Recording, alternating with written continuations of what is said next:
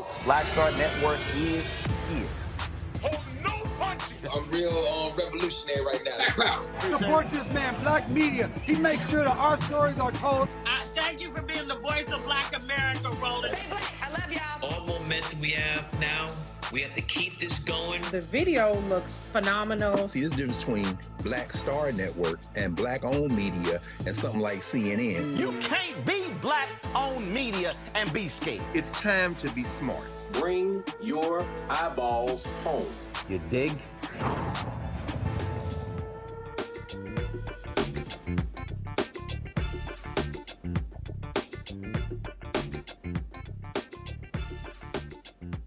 It's Monday, November 18th, 2024. I'm Dr. Omekongo Dibinga, sitting in for Roland tonight. Here's what's coming up on Roland Martin Unfiltered, streaming live on the Black Star Network. Tennessee state officials say the state's largest historically Black university is out of money. We'll tell you how much the state had to give the HBCU to keep the institution financially viable. North Carolina State Attorney General is investigating allegations against Saint Augustine's Board of Trustees. We'll talk to an associate professor about the claims and why a judge threw out a lawsuit against the school Board of Trustees. We'll talk to the civil rights attorney who helped secure a multi-million-dollar settlement between Palm Springs, California, and the surviving former residents and descendants of a Black and Latino neighborhood that the city burned to the ground 60 years ago to make way for commercial development.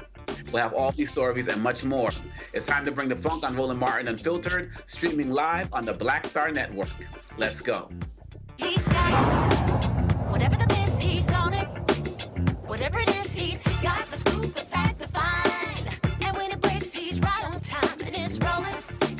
Best believe he's knowing. Putting it down from sports to news to politics. With entertainment just for kicks, he's rolling.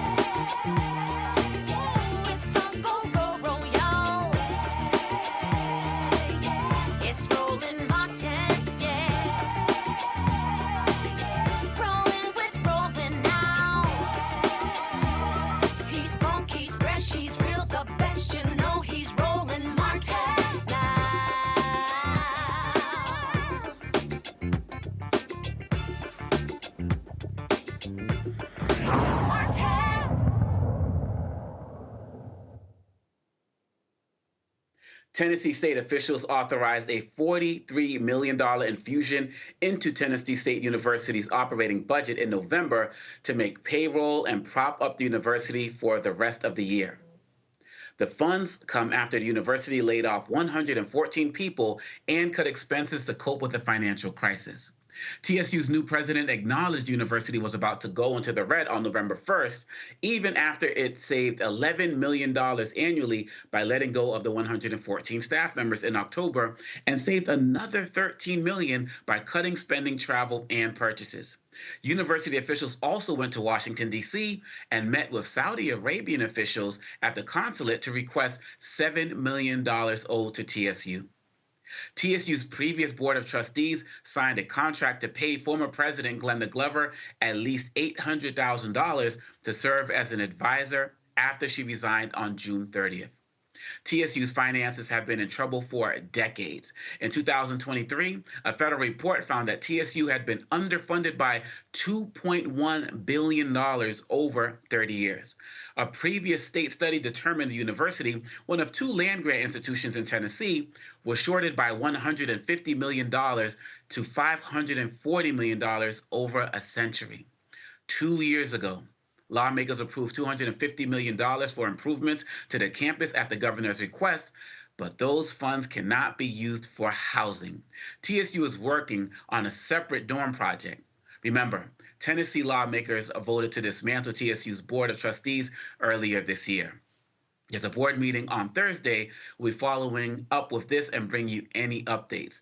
But right now, I would like to bring in my panelists to start us off with tonight, Dr. Julianne Malveaux, economist and author based out of D.C. and former president of Bennett College. So, Dr. Malveaux, I mean, I got questions for days. Just take it from you, from how you're seeing this, because wow, break it down from how you see it.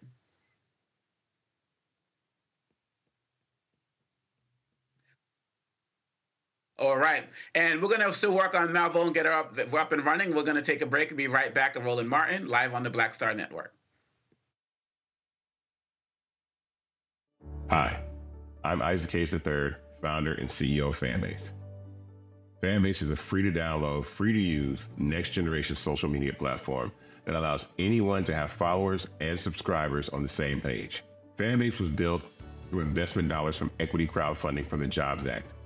People just like you help build Fanbase, and we're looking for more people to help build Fanbase. We are currently raising $17 million in a Regulation A crowdfund on Start Engine. We've already crossed $2.1 million, but we're looking to raise more capital from people just like you that deserve the opportunity to invest in early-stage startups without having to be accredited investors. So right now, I'd like you to go to startengine.com/fanbase and invest. The minimum to invest is $399. That gets you 60 shares of stock in Fanbase right now, today. And then use Fanbase to connect with friends, grow your audience, and be you without limits.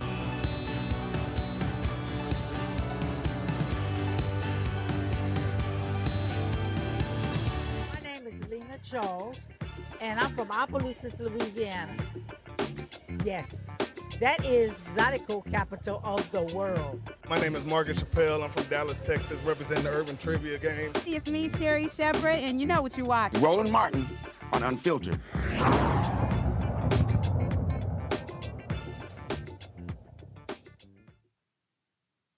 All right, and we are back, and we have Dr. Malvo ready to share her thoughts. Dr. Malvo, hope you're doing well. I am. Good to see you in the host chair. It was great to be here. So look, I just needed to lean on your expertise. What the hell is going on? Tennessee. First of all, the college has always been underfunded. The other land-grant university has gotten better funding than TSU has. So that's part of the story, is the persistent underfunding of HBCUs. Number two, it's specious to bring up Dr. Glover's exit package. She deserved it. She worked very hard. She did her very best. She got the university with a higher research status than it had when she came in. And so, to me, talking about how much money she gets or doesn't get it's hating. She's I think she was there for more than 10 years. She came shortly after I went to bed and stayed. She just left. So an exit package is not unusual, and that's something that needs to be dealt with. She wasn't given a present. She was given an exit package. That happens. Number three, there is an increasing hostility toward HBCUs, an increasing hostility that suggests that we don't deserve to be treated as well as our PWI counterparts. And what that has tended to mean when you have hostile Republican legislatures is that they will come down on these universities and they will deal with them very harshly and inappropriately. So TSU is a great university, has a robust enrollment, has a graduate school, should be lifted up, but instead, because of politics, primarily politics, is being dragged down. And so when you look at what's happening at TSU, do you look at it as, one, just no respect for HBCUs? Is it about we want this land? Is it a combination of everything? Is this added to the fact of, blame a Black woman for everything? It doesn't seem like there's much conversation about what you're talking about in terms of historic challenges that have been with the government in Tennessee itself. And it seems like people are trying to paint it as we're kind of swooping in to save this university that just doesn't know how to manage itself. Seems like it's a lot bigger than that. It's much bigger than that. It's BS to say that they didn't know how to manage themselves. They did the best. Glenda Glover did the best that she could with what she had. Again, persistent underfunding has to be something that's addressed. And yeah, there are always haters, and we know that. But also there's the envy of the land that we have and the record that we have. People always want to snatch our stuff. I'm a Congo, you and I have talked offline. I live this in terms of being a college. People, we could just have that. We could just have that. I live this. And unfortunately, I'm not as diplomatic as Dr. Glover is. So at a point in time, I was like, if you like it, then you could take a ring off it. But she's done a brilliant job, and she didn't create the financial situation. If the college had been properly funded from Front Street, they would not be here. If an audit is ever done to see what has happened, they would see what has happened in Tennessee in terms of TSU. Um, Again, we live now in a cloud of anti-blackness. I dare say that maybe 10 years ago, there might have just been a transfer of funds without any conversation. But now anti-blackness is in the air. All of us live it every day. And in living that, what we're living is attack on Black education. Understand, if you look at Project 2025, they want to get rid of diversity. They want to get rid of the Department of Education. What they don't want is for our young people to understand what our roots are. They don't want us to read Claude McKay. If we must die, let it not be like hogs, haunted and pinned to this inglorious spot.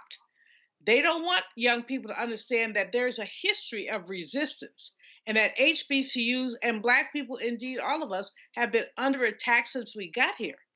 And so the TSU story is just a chapter in the story of how predominantly white institutions and white politicians attack Black people. And I'm so glad you mentioned the students, because that's what I wanted to come to next. Some people like to paint this as an issue of, well, this is at the higher levels, at the university, administrators levels, presidential levels, and the students are just going about their business. But I would assume that students are seeing what's going on. They know what's going on. And in many of our schools where enrollment has been up because people are looking at, our students are looking at these schools as safe spaces, now they get there and they feel like they're being targeted for financial reasons as well. My assumption is that it also adds a certain level of insecurity for the students. Oh, absolutely. When students see their colleges in trouble, it really raises their concern about what happens to me next year. It's when you have changes in the loan policies. I remember back in 2011 when Arne Duncan was Secretary of Education, and he changed the Parent Plus loan policy, which made it more difficult for parents to get loans for their students' education. It created a panic among young people because some of them, their parents had said, I'll pay this much if you pay that much. And if they couldn't get Parent Plus loans, it wasn't going to happen. People do not understand the enormous stress that many African American students, especially those enrolled at HBCUs, and white students enrolled at HBCUs as well, feel when they feel like they're not sure that their money is going to come through. And it's palpable. You can feel it in the air. Students wondering, what's going to happen? What's going to happen to me? And so, you put a group of young people in a state of uncertainty. They're already young. They already have issues around finance. And then you throw something else that's like throwing, a match on a tinder block. I'll never forgive Arne Duncan for what he did. And they did have to roll some of it back. But basically, it created a climate of instability and fear. Wow. I want to, I know also with your, economist esteemed background, this one part just really tripped me out. And the part, 2023, when they said that TSU had been underfunded by $2.1 billion over 30 years, but a previous study said that it was only shorted $150 million to $540 million over a century. I mean, the fact that a discrepancy of that large could be just all of a sudden uncovered a year ago, there's something else going on here. Well, what's going on is that these state funded HBCUs have never treated the HBCUs on the same playing field as they've treated their PWIs. And especially when you look at the land grant colleges, they've never been treated in the same way. And so they have to work harder to make their case for why they should be funded. Their students are never funded at the same level that PWI students are funded. I mean, Ray Charles could see through that. Congo, you know that. Ray Charles could see through that. Or Stevie Wonder. Well, any one of our blind brothers is. What is the problem here? The problem here is Black self-determination. TSU has been a great university, done great work, produced great scholars, but it has been a university that has had to fight for every penny. If you look at the same area, look at Fisk University, which is a private, so they don't have public funding. They have been consistently dissed. Even when they did qualify for state funds, they didn't always get them. You know, lynching culture, don't let me get started today. But lynching culture, you could do whatever you want to do to Black people and basically have no consequences. And so part of that is the underfunding of our schools. The financial crisis is a crisis that was made by white supremacy. It's not a crisis of mismanagement. If you went back through and audited those books, you will not find mismanagement. You will not find profligate spending. What you will find is a very careful stewardship of the few funds that are available there. So I don't know what to say. When I read about this, I was just flabbergasted because Dr. Glover is a friend and a colleague, and I think she's done a brilliant job. But I think when she resigned because she'd had enough of white people and their nonsense. Had enough of a state governing board, which, when it tilted Republican, decided that TSU had assets that they could take.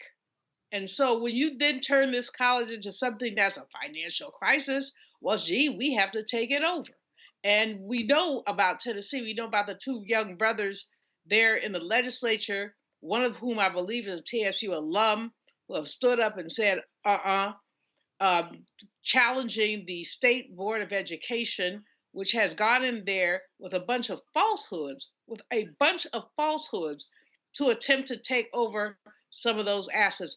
Understand, if they didn't have any assets, or let me get real ghetto, if they had no assets, their would not be up in this. I'm trying to be clean. But there are valuable aspects to that university that some would like to take over. So we thank you, Roland, thank you, Congo, for lifting this up, because we got to fasten our seatbelts.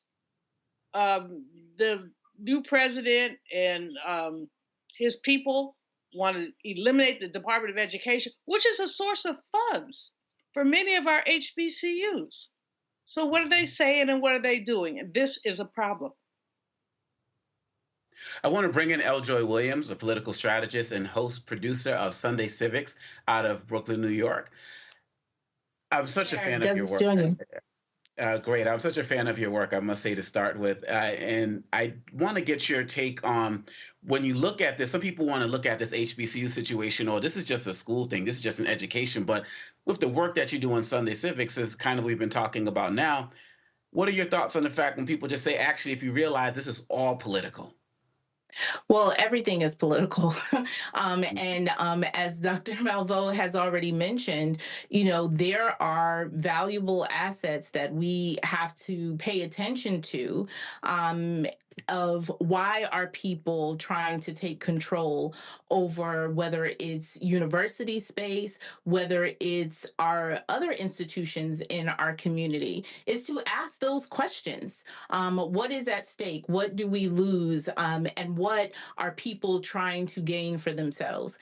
And so with anything, as you know, as a listener of the show, is getting to the root of what the issue is, who the decision makers are, is really important, and shining a light on these issues, because quite often these happen and we're talking about it after the fact.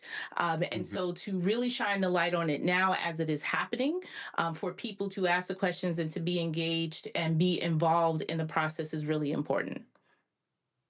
And given the work that you do on these campuses and across the country as well, do you feel like there's going to be additional hostility towards what's happening? I mean, we've already looked at what's happening at TSU to be kind of hostile enough, but is it going to be increased given how so many people try to make HBCUs a kind of hub for political activism coming into this election? And now that we have Trump in office and everything that's going on that way, do you feel like the backlash is going to become more intense, the target is going to be more intense towards TSU?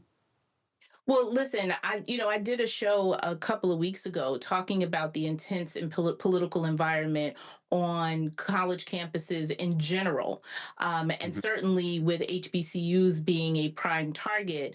I do think that we should be hyper vigilant, not only about our education institutions like HBCU, but we've also seen just recently what tried to transpire in Congress. And so I think we need to be on high alert about our community institutions, whether they be education institutions, healthcare institutions, or even our general community nonprofits, which is something that I argued yesterday on the show to talk to people about. Take that disappointment that you may feel, that anger about what happened in the election, and double down into our communities. And there is an open invitation from community organizations, from education institutions, for people to come in and be a part of making sure that we have sustainable institutions in our community that are controlled by us, that we maintain because they are important to the structure of and the future of our community.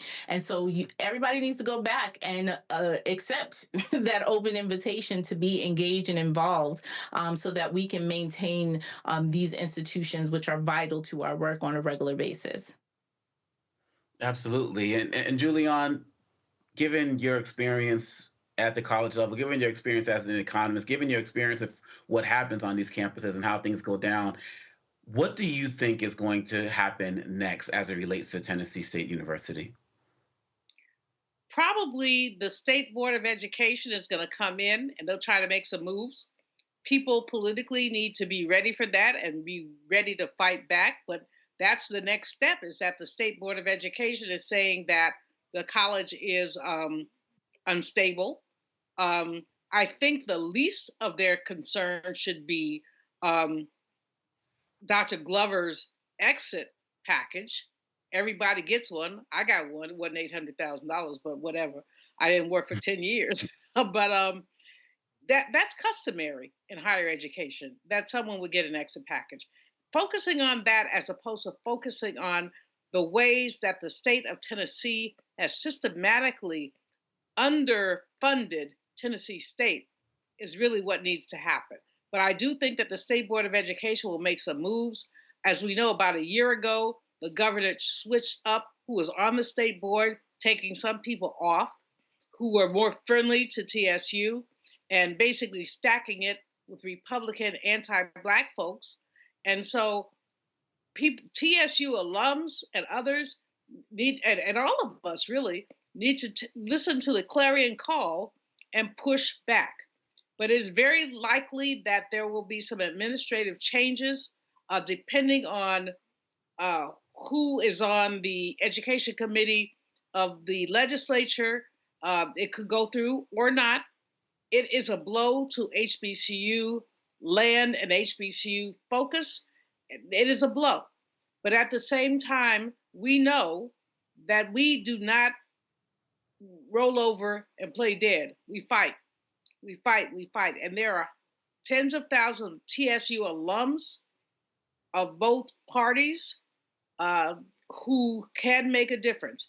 This is going to require activism. This is going to require pushback. And so take that thing from up under me over Congo about paying the former president $800,000. That's not the issue. That is truly not the issue. The system worked there for more than 10 years, and most people have that in their contract. The issue is how the state of Tennessee has been systematically underfunding this university and then standing back. It's like you lit a match, you stand back, oh, how do we get a fire? Well, dude, you lit the match.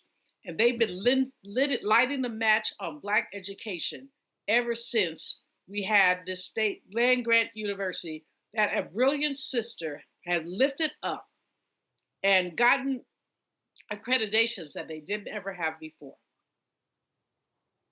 Well, we are definitely going to be keeping an eye on this on Roland Martin Unfiltered and the Black Star Network. And we just have to make sure that we're telling the story because, once again, we're not seeing this anywhere else. So we're going to be back with more Roland Martin Unfiltered on the Black Star Network right here with Roland Martin on the Black Star Network. Let's go. Hatred on the streets, a horrific scene, a white nationalist rally that descended into deadly violence. White people are losing their damn minds. As an angry pro-Trump mob storms the U.S. Capitol, we've seen shooting. We're about to see the rise of what I call white minority resistance.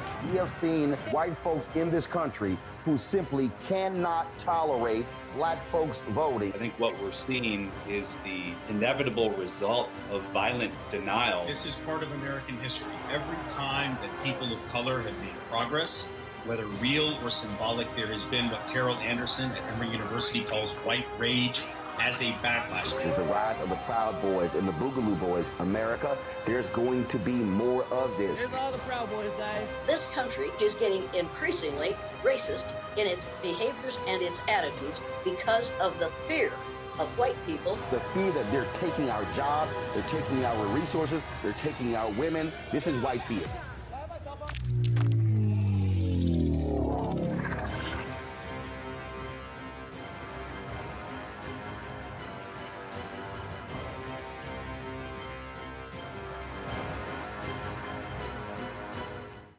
Hi, I'm Dr. Jackie Hood Martin, and I have a question for you. Ever feel as if your life is teetering and the weight and pressure of the world is consistently on your shoulders? Well, let me tell you, living a balanced life isn't easy. Join me each Tuesday on Black Star Network for A Balanced Life with Dr. Jackie.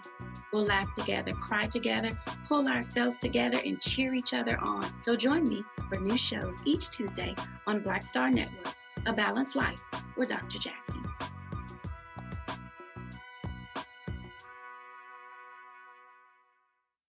Hello, I'm Jamia Pugh. I am from Coatesville, Pennsylvania, just an hour right outside of Philadelphia. My name is Jasmine Pugh. I'm also from Coatesville, Pennsylvania. You are watching Roland Martin Unfiltered. Stay right here.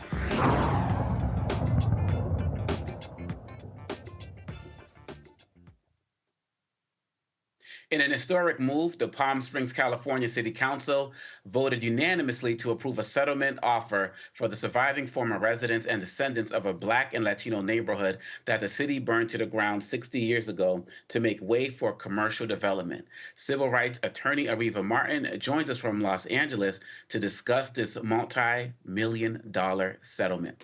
Ariva, how are you doing? I'm good. How are you? Glad to be in conversation with you. Oh, absolutely. And you've been doing tireless work across this country on the issue of reparations, as well as so much other activism. But this particular one, I know we spoke about recently. Can you just share your thoughts about this settlement and how long it's taken to get here and how the community is feeling? The community is elated. You recall the beginning of this journey. I think Dr. Omikango Dibinga, you have, and I have been in conversation on my show many times about Section 14 Palm Springs. This was a community that was really forgotten about. It was written out of the history of Palm Springs. Many people don't even know that they're African Americans and Latinos that were early settlers in Palm Springs. Many Black folks moving from the South to escape the Jim Crow era of the South, looking for the American dream, came into Palm Springs and helped to provide the labor that was needed to build this city into the desert oasis that it is today. They also provided the workforce for the rich and famous that made Palm Springs their playground. They were the cooks, the nannies, the chefs, the drivers, and all of the staff that's needed to support the Hollywood types from Lucille Ball to Frank Sinatra to Gene Autry. And when the city no longer wanted that community in its downtown, wanted to capitalize on some changes in federal law that would allow the indigenous tribe that owned the land, Section 14, to have extended leases on the land, the city pretty much hatched a plan to remove this community, to burn it down, to demolish it. And it upended what had been a thriving community of African Americans, Latinos, and other minorities who couldn't live anyplace else in Palm Springs because of racially restrictive covenants. And it's important to note that there were many, many activists throughout the last 6 decades that tried to get recognition for the contributions of these men and women, tried to get the city to acknowledge their humanity and their dignity, and all of those efforts failed. So when you think about the decades-old struggle that has been the history of this journey, and to think that this movement, led primarily by seniors in their 70s and 80s, what they were able to accomplish with this agreement with the city in a 5-0 vote is quite remarkable. And we see so many stories about Black Wall Street, and so many stories historically about cities that were razed to the ground, and people try to get efforts to be recognized and the like. But we're talking about something as recent as the 1960s, and people don't realize that that history is so close to us. How does it feel when you see that people are actually getting this acknowledgement when other parts of the country, say with our 2 remaining survivors of Black Wall Street, they're still not getting the type of respect and recognition that they deserve? Is it a bittersweet type of situation? Do we continue to use this as motivation to keep push forward? How are you seeing that? Well, it's definitely encouraging, right? Because we know whenever you break a ceiling, whenever you break a glass ceiling, whenever you do something that was thought to be impossible and you make the impossible possible, you know what that means in terms of other communities. And the thing that's so remarkable about this matter, Dr. Dominguez, these cases, as we saw recently in the Tulsa, Oklahoma case, they don't fit into the legal framework that currently exists in our country. Because these matters happened so many decades ago, you don't have the traditional route to go into court and file an action because of statutes of limitations. Those statutes bar these types of claims. So this work is legal in part, but I call this movement work. And the lawyers and the activists that are on the front line, like myself, doing this work, understand that this is a collective body of work, a collective body of people that have to come together to move this work forward. And yes, I wish there was a different outcome in Tulsa, but I'm encouraged. They have a new mayor in that city. And I'm encouraged by some of the local efforts we've seen all around the country. And one more question before I turn it over to the panel. It seems like after the fees and everything comes down, it's going to come out to about $4,000 per individual. And many people who are involved in this. Let me correct you, Dr. Dominguez. That's not a quote from me. That's not a quote from any of the plaintiffs. That's some math done by someone, I don't know who, but that is not, there's been zero determination about the distribution of the cash portion of this agreement. And so that even makes my question even more important, because it seems at the end of the day that regardless of how much they resolve it for, it's really about something deeper than that. Oh, absolutely. This was never about money. Like I said, this whole process exists outside the legal system. So we knew going in that we would not have the traditional kind of cases that you would have. Let's say if you walked outside your door and got hit by a car and you filed a personal injury claim. You would have rights and entitlements based on filing that claim timely, not being barred by the statute of limitation.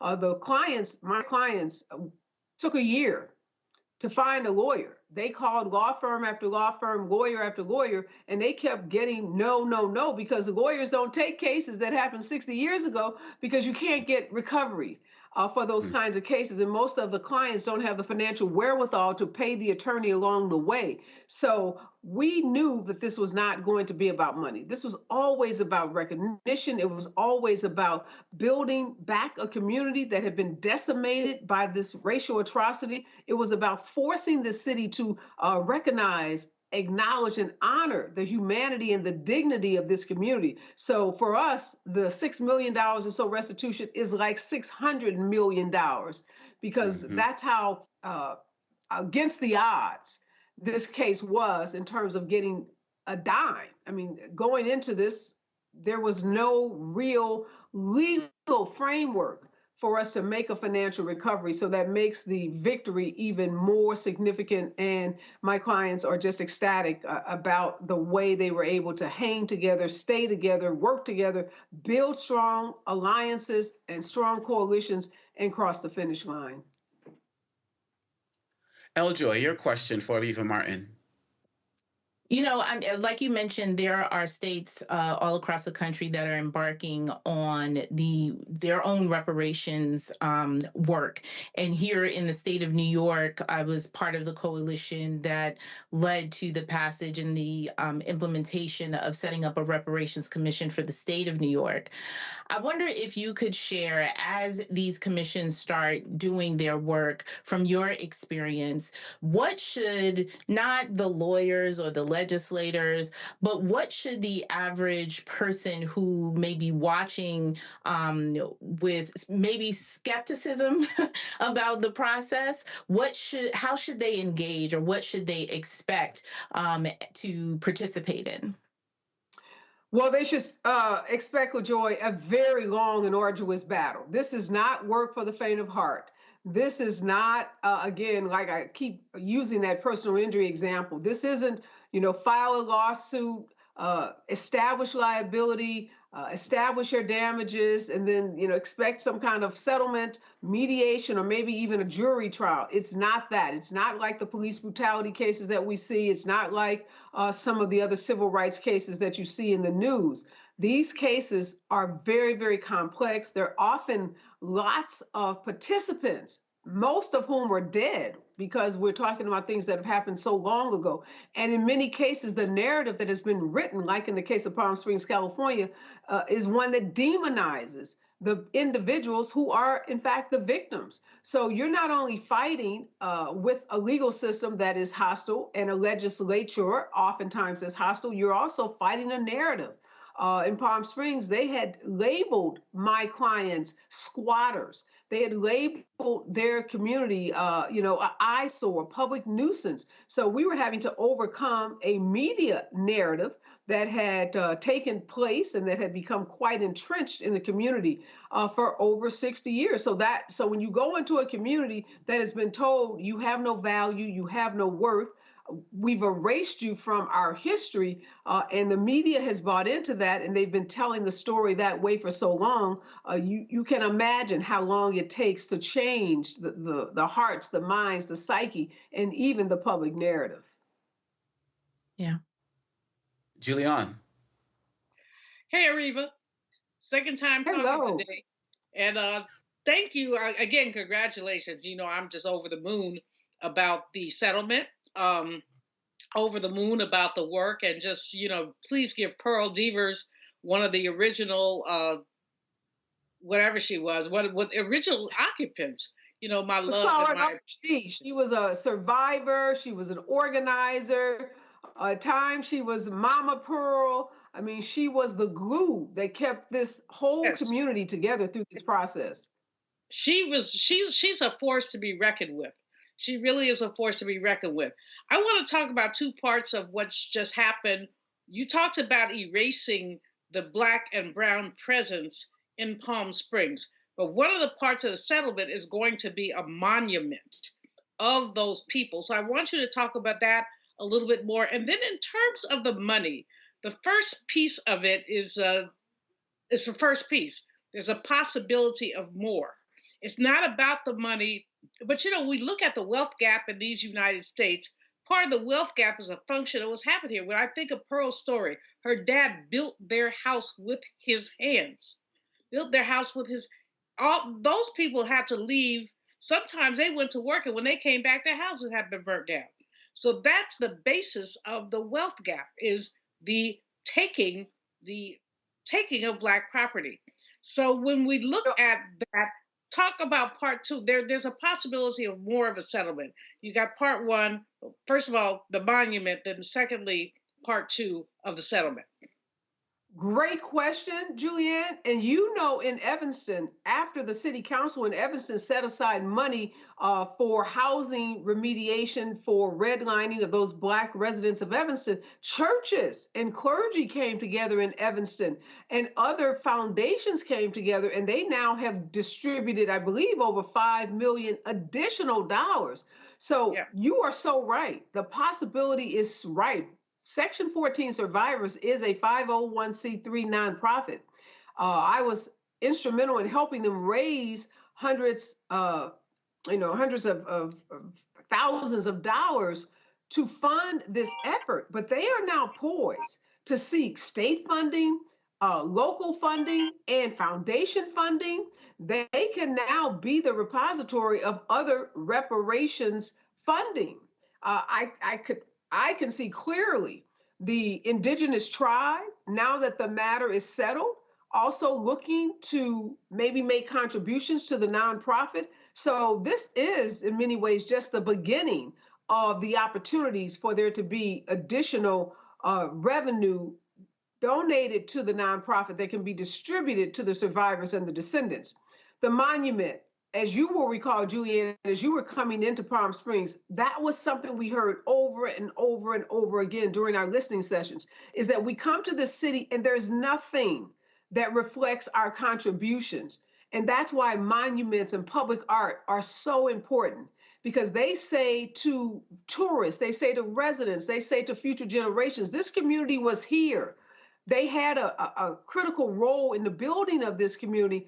And Ms. Pearl and others, the 70, 80-year-old activists, they're going to pass on. We're all going to pass on. But that monument will live on, in infinity. And folks, 30 years from now, 50 years from now, will get to read about these pioneers and pay honor and tribute to them. So we're so excited about that, because building a community back, which is a lot of what we've been doing too, is really community building. And now for them to be able to go to a place and show their grandkids, here's your grandfather. He was a carpenter. He helped to build this city. And there's going to be a park renamed for the survivors, and to say, here it's again something that's a part of the city's fabric that recognizes there's a day of remembrance, and there's a commitment to help build a racial and cultural healing center. So there are so many opportunities beyond this initial agreement that will address that issue of generational wealth building as well as community building. Ariva Martin, thank you so much for not only what you're doing here, but what you're doing across the country. It's great. It's so great to be on the opposite side of this conversation. You do incredible work that you're doing for Ariva Martin in real time on KBLA as well. I just wish you continued success. And you can always call on the Black Star Network whenever you got updates for us. We are here for that as well. Thank you so much. Thank you. Thanks to your whole panel. Be well. No doubt. All right, we'll be right back with more Roland Martin Unfiltered on the Black Star Network. When you talk about Blackness and what happens in Black culture, covering these things that matter to us, speaking to our issues and concerns. This is a genuine people-powered movement. There's a lot of stuff that we're not getting. You get it, and you spread the word. We wish to plead our own cause. Too long have others spoken for us. We cannot tell our own story if we can't pay for it. This is about covering us. Invest in Black-owned media. Your dollars matter. We don't have to keep asking them to cover our stuff. So please support us in what we do, folks. We want to hit 2,000 people, $50 this month, raise $100,000. We're behind 100,000, so we want to hit that. Y'all money makes this possible. Checks and money orders go to P.O. Box 57196, Washington, D.C. 20037-0196. PayPal is R Martin Unfiltered. Venmo is RM Unfiltered. Zelle is Roland at RolandSMartin.com.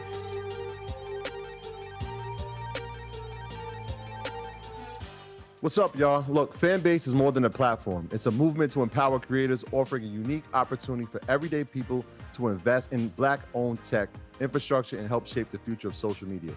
Investing in technology is essential for creating long-term wealth and influence in the digital age.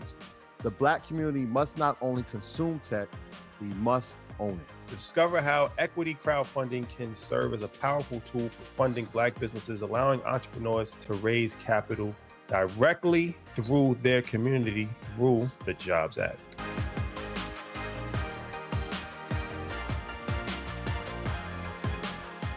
Hi, everybody. I'm Kim Coles. Hey, I'm Donnie Simpson. Yo, it's your man Dion Cole from Blackish, and you watch Roland Martin, Unfiltered.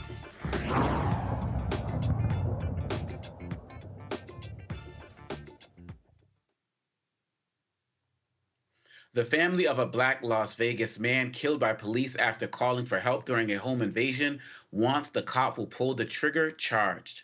On Tuesday, November 12th, 43-year-old Brandon Durham called 911 to report that two people were shooting into his home, where he lived with his 15-year-old daughter, and they were attempting to break in.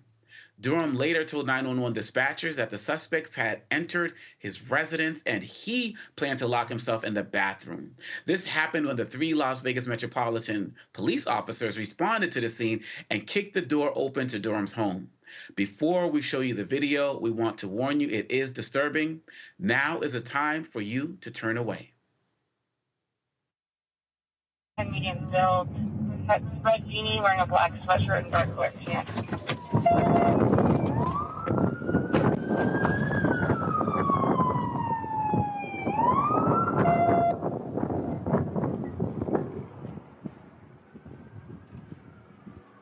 Hey, they said they made entry. We got to go in there. Yeah, we gotta go in. Hey, when we have a broken window and we're gonna make entry. Hey, kick it!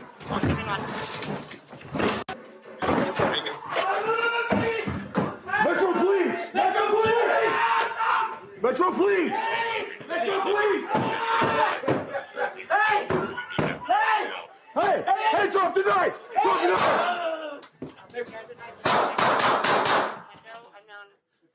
Put your hands up! Civil rights attorney Lee Merritt said this about the incident during today's news conference.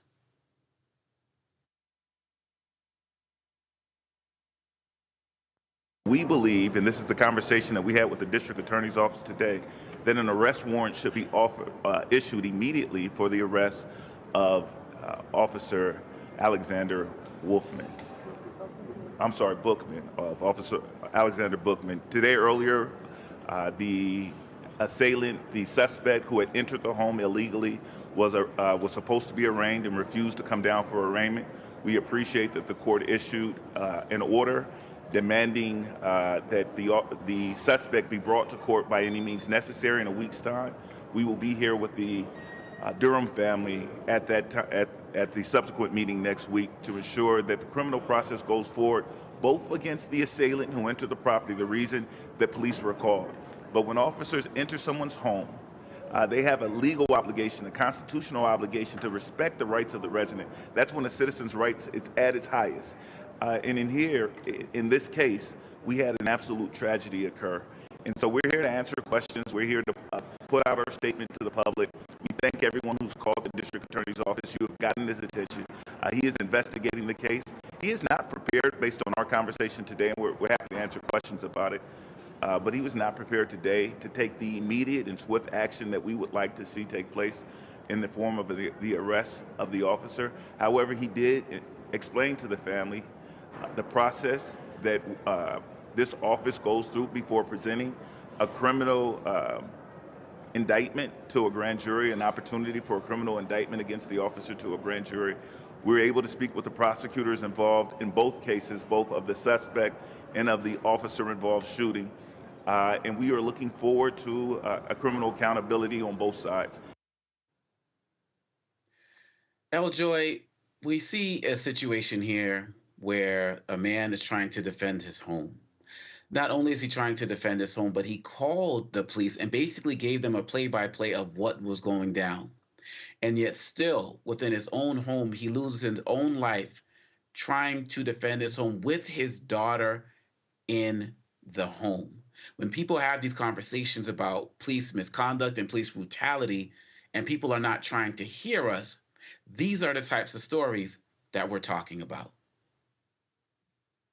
Yeah, first my, my condolences and my heart to the family, and particularly his young daughter, who, if you're mentioning saying was in the home as well, just the trauma. And I hope that she is receiving all of the support that is necessary along with the family as well. This is a very tragic story, and so many instances that we can point out where there are failures here in terms of the safety of the public, and particularly the safety of Black people in our society. To call 911 to give information, there's the question of what information was communicated.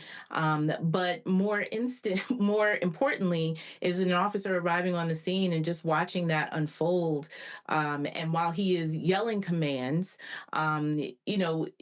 is there time to really assess the situation of what is happening, in addition to what you've been told leading up to arriving at the home? And so this is very tragic for this family. And again, all of our support and encouragement for that family dealing with this at this immediate term. But there's also this greater failure to the public that, one, decreases the amount of times that people even feel comfortable calling 911 for an emergency situation. And so then who do you call? Two, that it needs to be swift and rapid justice, so that people feel some kind of, whether you want to call it an accident or malpractice, whatever you want to call it, but that we will immediately address the issue so that we do not lose further confidence in the system that is supposed to protect everyone. And, we continue to see these stories, and it just piles up the distrust that our communities have with law enforcement because of the outcomes of this. And Julian, just to tie this to the election and national stories, I hear people say, Democrats have to learn to speak to normal people. They just care about their schools and how to feed their kids, and they want to be safe in their neighborhoods. But they never talk about who in our communities many of us feel the need to be safe from, to be protected from. They just talk about, we just need the police on the streets, but they never add the part that for us, simple occurrences to major issues like this can lead to our dying. Let me exhale for just a moment. I mean, this whole story is so jarring. First of all, the man called the police, which means he had enough faith in the police to call the police, to think that they would make a difference. He said, I'm going to be in my bathroom, locked in. He said, my child is here with me. What part of that did they not understand? So they come and they kill him, and they have excuses, and they always have excuses, but they have excuses. It was an accident. It didn't happen. Over Congo, we have seen so many of these stories. It's like, what do the kids say? Something about rewind. I forget what they say. But anyway, something about, let's just do it again. We're going to do it again. And they're going to do it again. The issue, when you connect this back to the election, is you're having two kinds of people who hear public safety in two different ways. So you have a whole bunch of white folks who are grabbing their pearls and talking about they're afraid of whatever. And you have a whole bunch of Black people who not grabbing their pearls because we've never grabbed our pearls. What we've been saying is we just want the same kind of protection that others have. We want safety. We want the opportunity. And there are so many Black people who are afraid to call the police because when we do, the results are not always good. You call on a mentally ill relative who's showing out, they did. You call on, I have a friend who unfortunately was in a battering situation. She didn't want to call the police or her boo, but I told her, I said, you know what? This bro needs to be stopped. He got shot in front of her. She didn't want him shot. She just wanted him removed from the property. And that's what she said is remove him from the property. So many of us do not trust the police because the police do not think that we're human beings. See, it breaks all the way down to that. When you talk about some of the cases we've talked about on this program, somebody being beaten because they ran a light, beaten darn near to death because they ran a light. You know, it's like body blows every time it happens. All of us are sitting there holding our belly saying, no, no, not again. But it keeps happening again and again and again. That's why the George Floyd Act is so important. President Biden has some opportunities. He only has 2 months left, maybe a month and a half, 2 months left to be president. He can make that an executive order. Now, Mr. Trump is likely to reverse the order, but it would be a statement of solidarity. He could make an executive order on reparations. Yeah, the orange man would reverse it, but it would be a statement of solidarity. He has an opportunity to make a difference. And every time we see a case like this, Brother Domingo, every time we see a case like this, there is a howl coming out of the wilderness saying, how long, how long, how long? And I suspect that as the next 2 years, because I'm hoping that we have opportunities with the Congress in 2026, but as we see case after case after case like this, I'm hoping that people will say, no, enough, we must resist. Because you know, that orange man wants to indemnify police officers from the things that they've done. So no, it literally, I wish I had looked away when you said look away, but I'm grown, so I got to look at it. But all I have to say is this stuff takes you by your neck, by your throat, and pulls you up and says, how long? How long? There have been 5,000 documented lynchings in these United States. You know, some about lynching thing today. 5,000 documented lynchings, but these are also other kinds of results of lynching culture. You can do whatever you want to a Black person and have no consequence. His name was Brandon Durham. You need to say his name. I'm so appreciative that Lee Merritt is on the case. And Merritt, if you're listening, please come to us at the Black Star Network with any updates as we continue to uplift this man, his story, and his family. We will have updates for you as we get them. I'm going to take a quick break right now. You're listening to Roland Martin Unfiltered on the Black Star Network. Hatred on the streets, a horrific scene, a white nationalist rally that descended into deadly violence.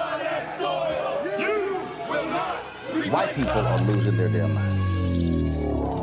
As an angry pro-Trump mob storms the U.S. Capitol, we've seen shooting. We're about to see the rise of what I call white minority resistance.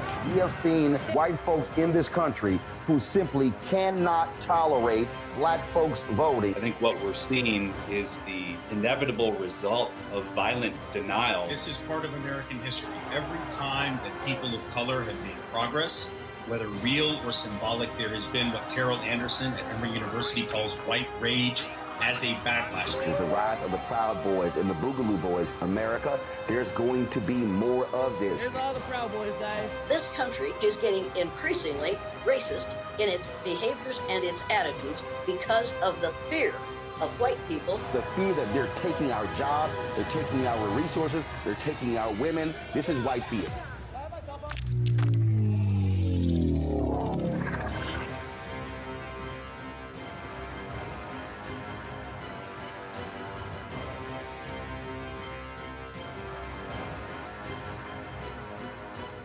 Hi, I'm Dr. Jackie Hood Martin, and I have a question for you. Ever feel as if your life is teetering and the weight and pressure of the world is consistently on your shoulders? Well, let me tell you, living a balanced life isn't easy. Join me each Tuesday on Black Star Network for a Balanced Life with Dr. Jackie.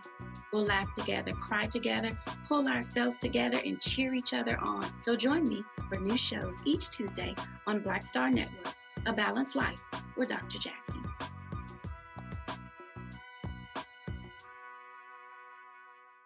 I'm Russell L. Honoré, Lieutenant General, United States Army, retired, and you're watching Roland Martin Unfiltered.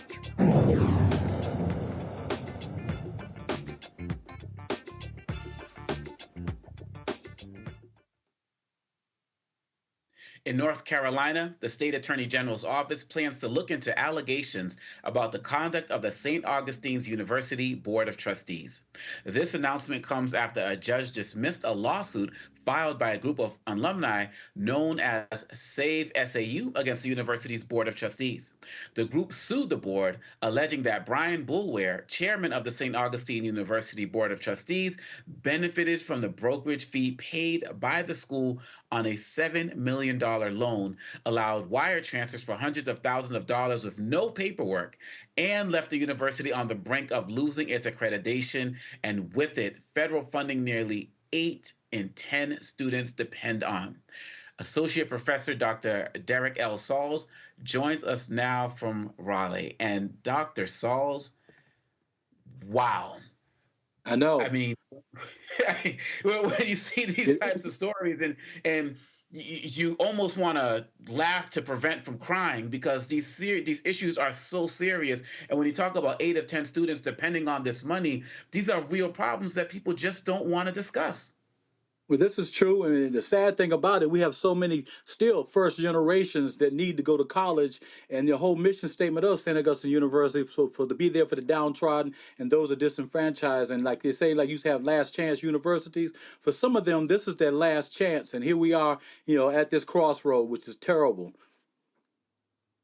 And when you talk about it as people looking at it as a last chance, do you feel like it's that type of perception that makes people feel like they can just run amok and do whatever it is they want to do because nobody's going to care about this community?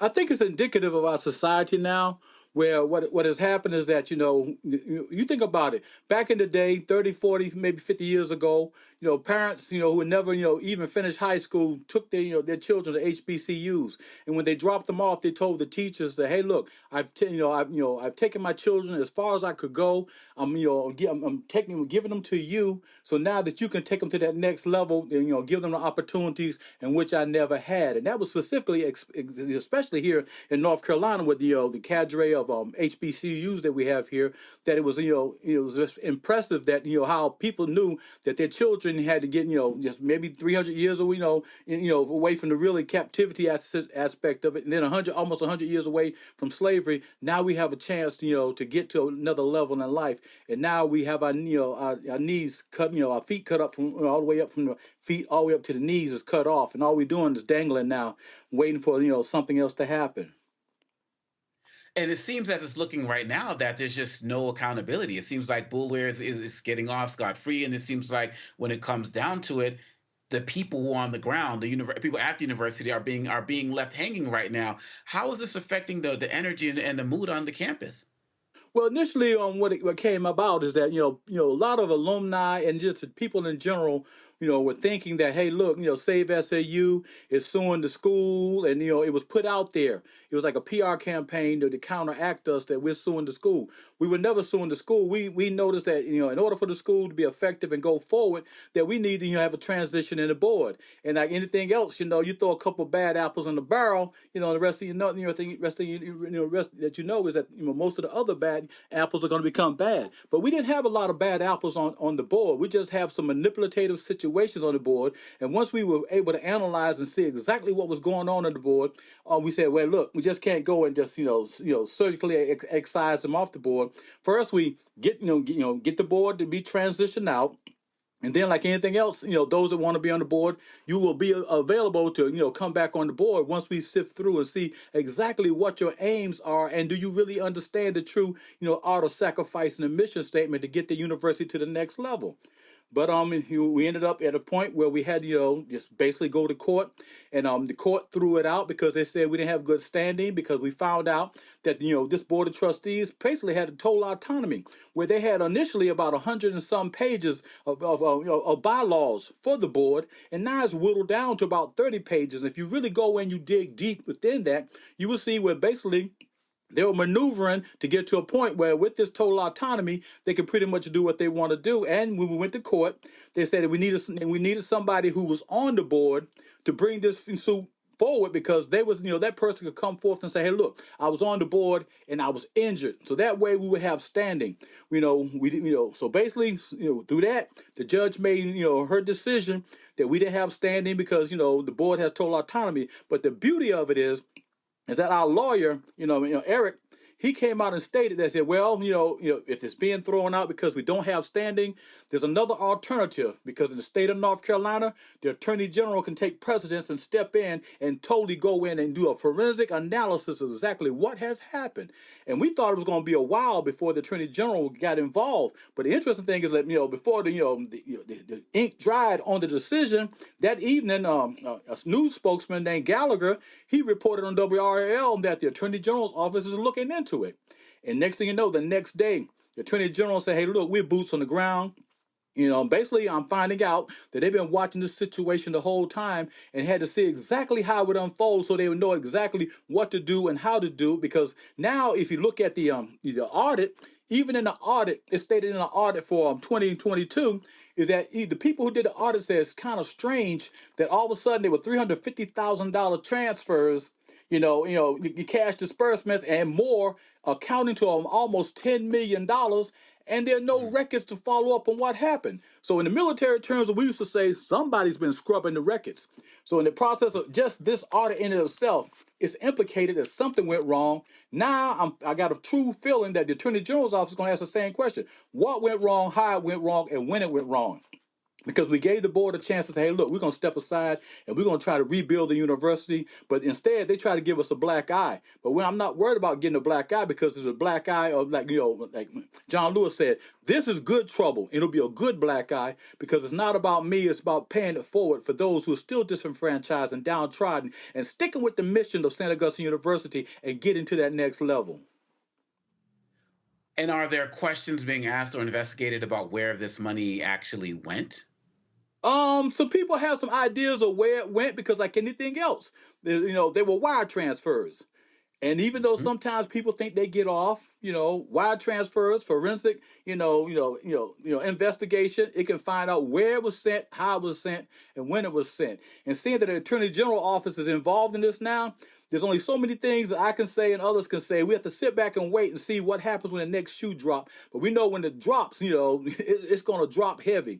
It's just one of those things that, there are some things that are there. And that's all I can say at this point in time. There's some things that are there, and it's more than just a smoking gun.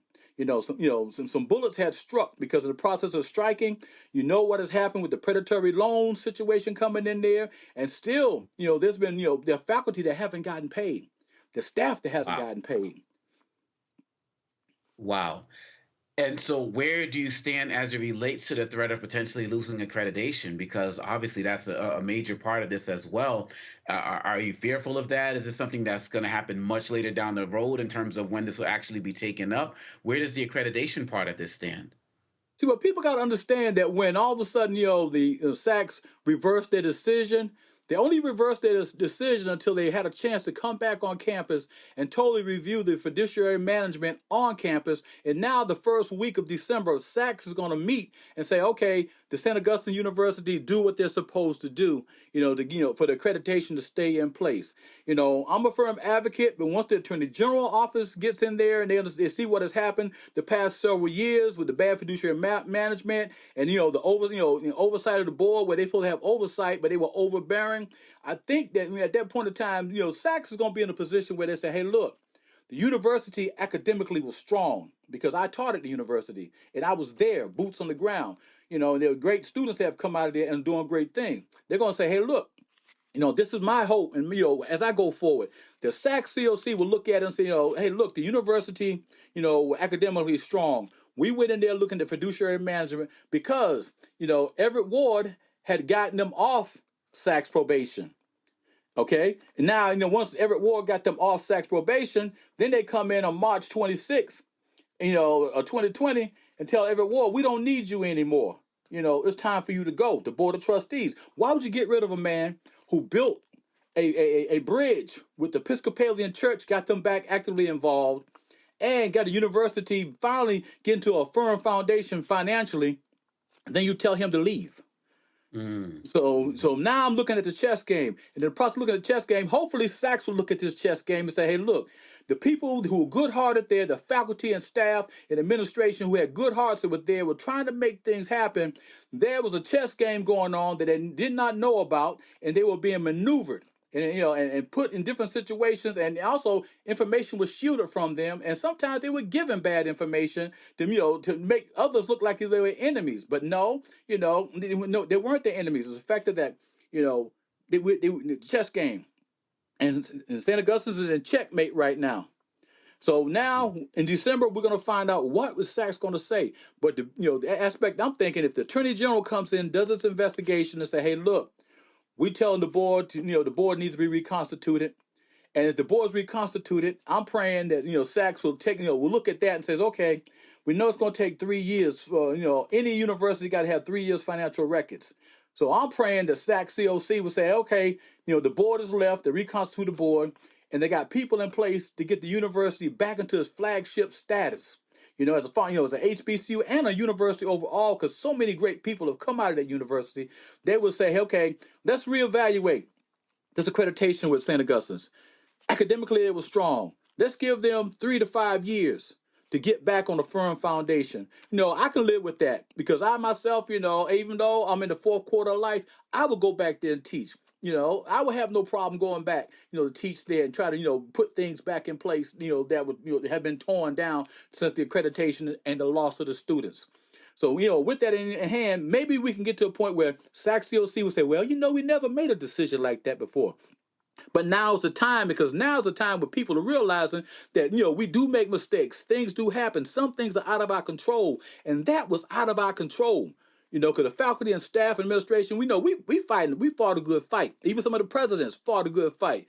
But you could not go up against the board of trustees, because there were manipulative things going on behind the scene, and the chess game was getting played, and we didn't know that we were the pawns being used in the chess game. So now going forward, I hope, once the Attorney General makes a decision, the board's reconstituted, we get the board reconstituted, get the faith of the people back in with us, and the community back with us, and the alumni back with us, because even with the alumni, some of them have been sitting on the fence saying, no, this can't be happening. Save SU is suing the school. No, we want to reconstitute the board.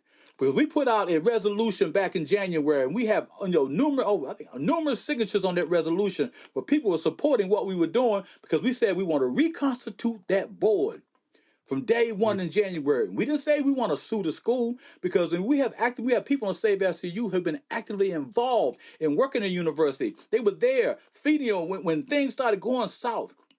And vendors started walking away. The grass wasn't getting cut. The kids weren't getting, no food. It was Save SAU and Falcons Unite that went on that campus. Especially Falcons Unite. That did the I call the Macedonian call, where they said, "Hey, look, we need you. Come back home." And people started donating, giving, and they were feeding kids to get them to the end of the semester. Because they were very downtrodden and heartbroken, and one of the young men in Falcons Unite had a son that was there. And he's had to transfer to another school, but his daddy finished from Saint Augustine University. Him being the oldest son, he wanted to finish from Saint Augustine University, but he couldn't because of the situation. And I know he's bleeding at this time, because that's catastrophic. I know if it was my son, I would be like, hey, we got a problem here. But it has to be done in the right way, because at the end of the day, it's about Save Saint Augustine's University. Dr. Sells, I'd like you to stick around. I want to sneak in a quick break and then come back with some questions for the panel, if that's okay. Okay. We'll be right back on Roland Martin Unfiltered. When you talk about blackness and what happens in black culture, covering these things that matter to us, speaking to our issues and concerns. This is a genuine people-powered movement. There's a lot of stuff that we're not getting. You get it, and you spread the word. We wish to plead our own cause too long have others spoken for us. We cannot tell our own story if we can't pay for it. This is about covering us. Invest in Black-owned media. Your dollars matter. We don't have to keep asking them to cover our stuff. So please support us in what we do, folks. We want to hit 2,000 people, $50 this month, raise $100,000. We're behind 100,000, so we want to hit that. Y'all money makes this possible. Checks and money orders go to P.O. Box 57196, Washington, D.C. 20037-0196. PayPal is R Martin Unfiltered. Venmo is RM Unfiltered. Zelle is Roland at RolandSMartin.com.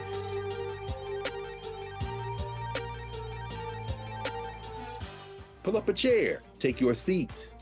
The Black Table with me, Dr. Greg Carr, here on the Black Star Network. Every week, we'll take a deeper dive into the world we're living in. Join the conversation only on the Black Star Network. Hey, it's John Murray, the executive producer of the new Sherry Shepherd Talk Show. This is your boy, Earthquake. And you're tuned in to Roland Martin, Unfiltered.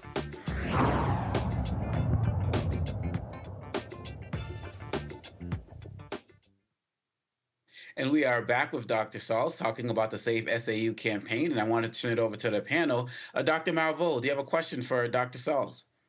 Absolutely. Hey, bro, how you doing? I'm okay, and you? I'm good. Former North Carolina HBCU president. So okay, I feel you've been at college 2007 to 2012. Yes, I'm quite familiar with that situation too. Yes.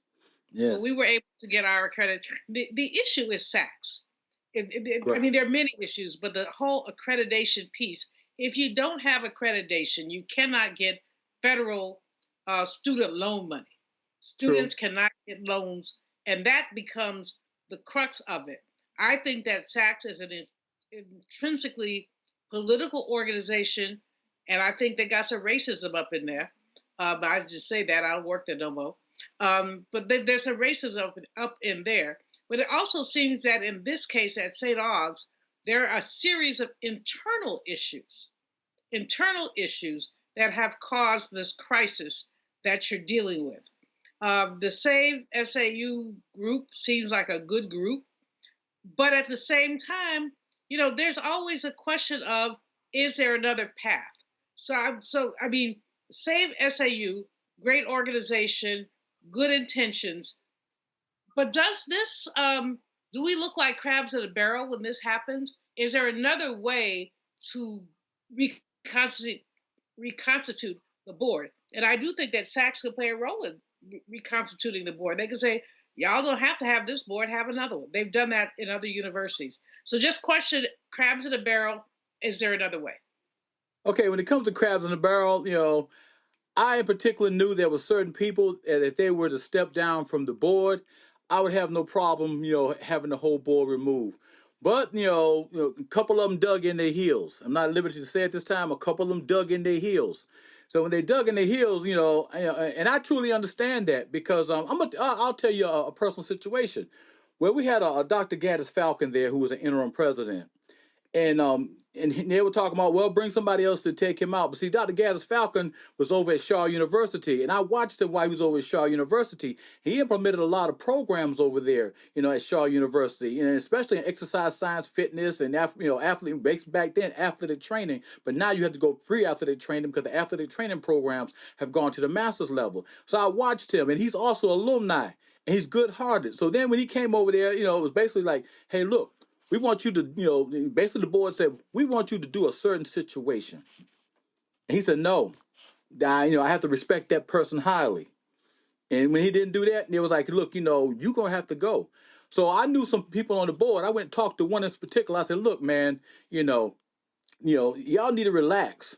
Falcon's good. Give him another year to help, you know, level us out because we still weren't broken at that point in time because Ward had just left and we still in a pretty good financial, you know, situation, you know, but, you know, they decided, especially this one particular person approached me. So I'm going to tell you like this. We got the votes to get rid of him. And when we get rid of him, you can go right behind him. I know that personally. So when they say crabs in the barrel, man, I'm like Deion Sanders. I kept the receipts. Because, you know, I saw this day coming. I kept my receipts. So now with my receipts, I'm sitting back, in a way I tell some of the people in Save SEU, I feel kind of bad because it's personal to me. Even though I never went to a HBCU, I taught there at Saint Augustine University for 10 years. And then in the early 90s, I taught there for 4 years as adjunct faculty. I have a passion for HBCUs because I grew up in Boston. There are no HBCUs in Boston. If we had had an HBCU in Massachusetts, I think a lot of the people up there would have been way down the road because it's that passion, that caring that you find at HBCU that really cares and molds and makes their students. Because you take the imperfect student, and then by the time they hit their junior year, they're ready to take off. And when I say take off, I had a young lady who came there with a 1.7 grade point average. And she said, "Can I get the public health scholarship?" I said, "Baby, I'm going to tell you, you got to have a 2.5. She said, "Please, Dr. Saul." I said, "I tell you what, we're going to take it on a semester by semester basis." That January, she came to me. She said, "I don't need the money now." I said, "What, you quit school?" I got ready to start crying. She said, "No, I got a presidential scholarship." She went on and finished with a 3.5 grade point average, went on, got a full scholarship to UNCG, then came back to teach at St. Augustine University before all this happened. So it's not really crabs in the barrel. It's just that some demanding people that were on the board that were self-serving. And narcissists also, which is crazy because I would like to sit back and say, look at the laurels and this and that, but I know that hey, we only here for it. We're time travelers, so all we can do is pay it forward. And when I say pay it forward, I look at how my children been blessed going to college. I want other people's children to be blessed going to college, so that way there'd be a cadre of a lot of kids that are out there that have gone to college, so there'd be some commonality there about building the kingdom of God. So crabs in the barrel, no, this ain't a crabs in the barrel. Some people have alluded to, look, you being a crabs in the barrel, you should have sat on the sideline and waited till we got all this okay, and then and then we could have sat down and worked this out. It wasn't orchestrated like that. It was basically let me put people in position in this chess game so I can go ahead on and put them in checkmate.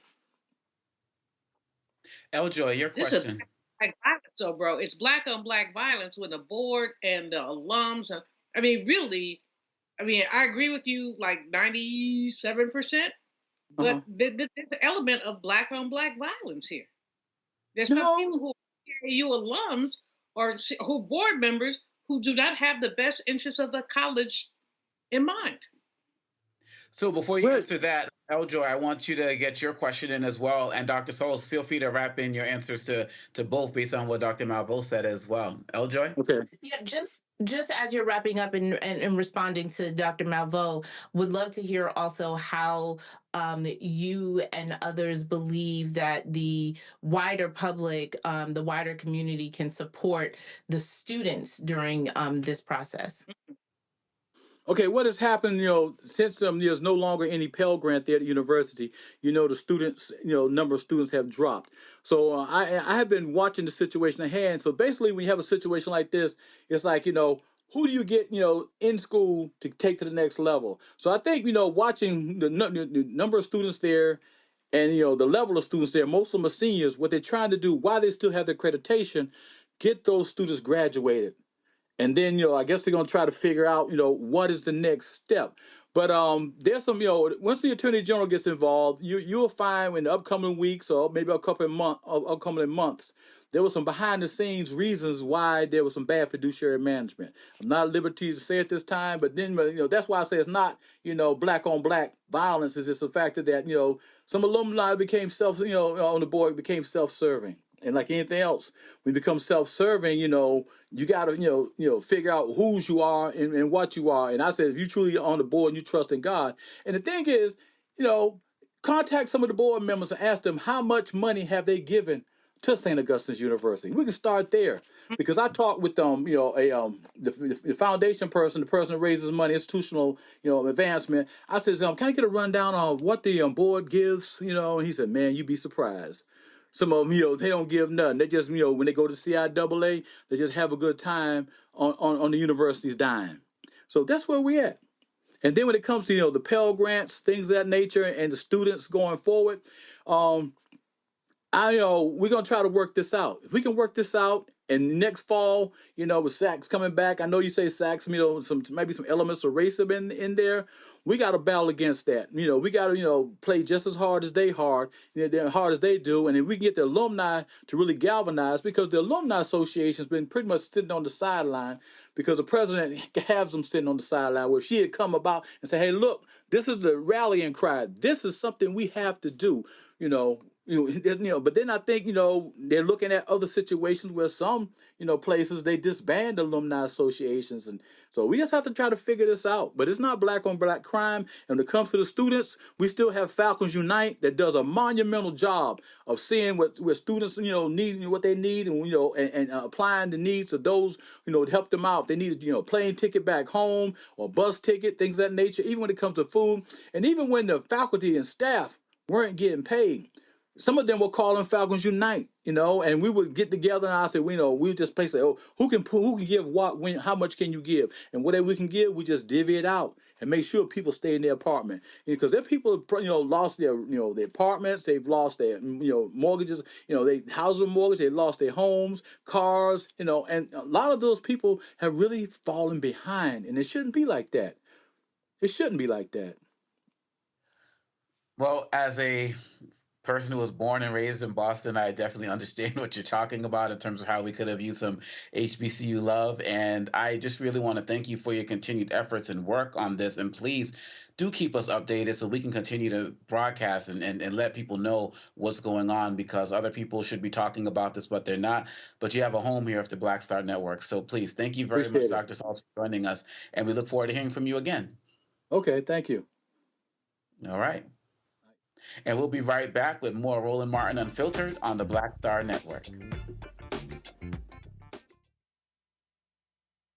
Hi, I'm Isaac Hayes III, founder and CEO of Fanbase. Fanbase is a free-to-download, free-to-use, next-generation social media platform that allows anyone to have followers and subscribers on the same page. Fanbase was built through investment dollars from equity crowdfunding from the Jobs Act. People just like you helped build Fanbase. And we're looking for more people to help build Fanbase. We are currently raising $17 million in a Regulation A crowdfund on Start Engine. We've already crossed $2.1 million, but we're looking to raise more capital from people just like you that deserve the opportunity to invest in early stage startups without having to be accredited investors. So right now, I'd like you to go to startengine.com/fanbase and invest. The minimum to invest is $399. That gets you 60 shares of stock in Fanbase right now, today. And then use Fanbase to connect with friends, grow your audience, and be you without limits.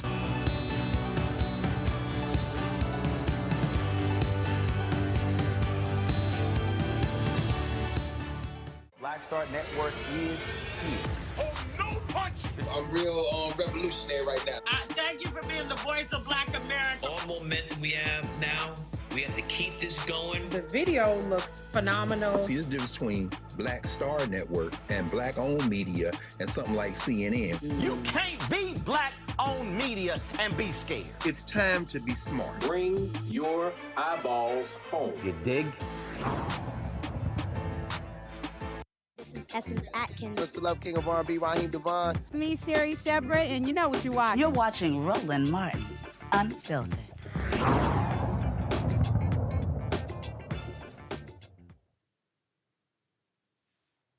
MSNBC's Morning Joe co-host Joe Scarborough and Amika Brzezinski, two of Trump's fiercest critics in the media, told their viewers Monday they had a face-to-face meeting last week with the convicted felon at Mar-a-Lago. They said it was an important opportunity for those who disagree to speak with each other. Joe and I went to Mar-a-Lago to meet personally with President-elect Trump. It was the first time we have seen him in 7 years. Now, we talked about a lot of issues, including abortion, mass deportation, threats of political retribution against political opponents, and media outlets. We talked about that a good bit. And it's going to come as no surprise to anybody who watches this show, has watched it over the past year or over the past decade. that we didn't see eye to eye on a lot of issues, and we told him so. What we did agree on was to restart communications. My father often spoke with world leaders with whom he and the United States profoundly disagreed. That's a task shared by reporters and commentators alike. We had not spoken to President Trump since March of 2020, other than a personal call Joe made to Trump on the morning after the attempt on his life in Butler, Pennsylvania. In this meeting, President Trump was cheerful, he was upbeat, he seemed interested in finding common ground with Democrats on some of the most divisive issues. And for those asking why we would go speak to the president-elect during such fraught times, especially between us, I guess I would ask back, why wouldn't we? 5 years of political warfare has deeply divided Washington and the country. We have been as clear as we know how in expressing our deep concerns about President Trump's actions and words in the coarsening of public debate. But for nearly 80 million Americans, election denialism, public trials, and January 6th were not as important as the issues that moved them to send Donald Trump back to the White House with their vote. Joe and I realize it's time to do something different, and that starts with not only talking about Donald Trump, but also talking with him. Viewers voiced their disgust on social media, saying the host only met with Trump to avoid being targeted for disagreeing with him. We should also note that Trump was a man who said he knew nothing about Project 2025, for example, but also recently appointed Brandon Carr, chairman of the Federal Communications Commission. He wrote Project 2025's chapter on the FCC. Eljoy, I bring up that last point because in the work that you do in the spaces that you occupy, I know you're all about coalition building and talking to people who have diverse opinions. You can kind of build something together. But there's a difference between talking with somebody of a different political perspective versus somebody who is an outright liar and platforming him. You know, in the book on Tyranny by Tim Snyder, he talks about one of the challenges when a dictator comes into power is that the media acquiesces in advance, that people acquiesce in advance because they're afraid of basically the smoke. Am I off on this? As somebody who's out there in those streets, as somebody who works to build coalition and talk to people of different opinions, am I missing something here? No, I found out about this when the team sent it to me that we were going to discuss it today, because I've long since stopped watching cable news because of, one, the 24-hour act as if we can't talk about any other story but these three things that happens on cable news, but also these types of things. And what it read like to me, just watching what played before me, it seems like this PR campaign that's being instituted. Don't believe anything that you've heard, even if you heard it from directly my mouth. I'm going to be a kinder, gentler, Trump in this administration. And it seems that that is the talking point that a lot of people are running with and are attempting to get in good favor so that they are not shut out. When the bottom line is that people are trying to maintain the eyeballs and therefore maintain their dollars and cents, and making sure that they are not completely shut out from engaging in this administration that would boost their numbers back up since it has been dwindling. So I am not falling for the banana in the tailpipe. I am not falling for the kinder, gentler. I am going to believe a person who stood on stages, who stands before us on a regular basis, whether that's through his social, through his words, through his actions, and tells you exactly who he is. And so he can say all the live long day that he's not familiar with Project 2025, probably because he doesn't read. However, what is clear is that those who came up with it are familiar with him, and they are familiar enough to seek power and be in charge of institutions that they are deliberately wanting to be appointed to in order to destroy. So I would say to folks, and I've said to my membership and I say to others, believe people when they tell you who they are.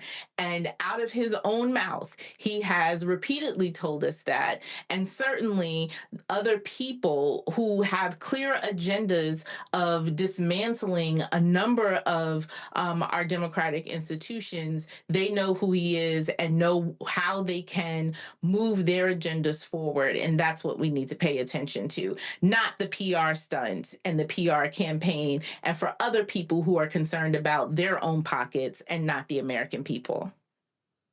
Yes, and Julian, one of the things I find interesting is that they talk about, and look, in my work, in the work that I do in my DEI spaces, my whole thing is about finding common ground, but it's about people who want to actually find the common ground. When I see these conversations about we need to learn how to talk to each other and so on and so forth, these guys have no interest in talking to us.